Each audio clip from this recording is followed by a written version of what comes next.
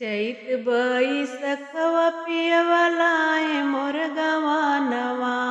चैत बैसखवा पियवा लाए मोर गवानवा।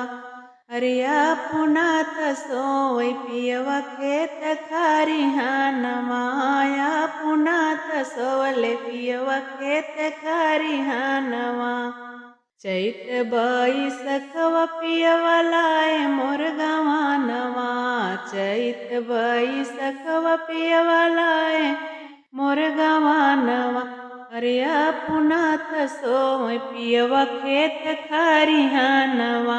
या पुनात सोवले पियवा खेत खरिहानवा।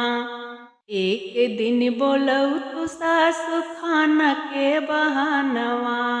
एक दिन बोलऊ तू सासु खाना के बहानवा। दाएं हाथ कालर पकड़ित बाएं हाथ कानवा।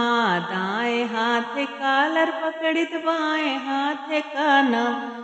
अर चाटर चाटर मारे लागित सासु के समानवा। चाटर चाटर मारे लागित सासु के समानवा। चैत बैसखवा पियवा लाए मोर गवानवा। चैत बैसखवा पियवा लाए मोर गवानवा।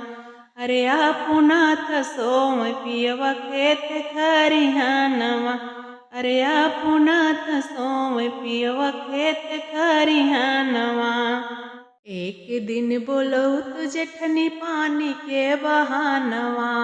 एक दिन बोलऊ तू जेठनी पानी के बहानवा।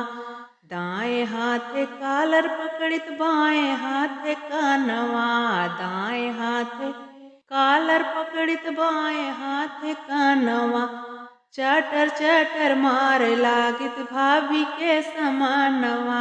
चाटर चाटर मारे लागित जेठनी के समानवा। चैत बैसखवा पियवा लाए मोर गवानवा। चैत बैसखवा पियवा लाए मोर गवानवा। अरे पुनात सोवै पियवा खेत खरिहानवा। अरे पुनात सोवै पियवा खेत खरिहानवा। एक दिन बोलऊ तू ननदी घूमै के बहानवा। एक दिन बोलऊ तू ननदी घूमै के बहानवा। घूमै के बहानवा हो घूमै के बहानवा। दाएं हाथ कालर पकड़ित बाएं हाथ कानवा।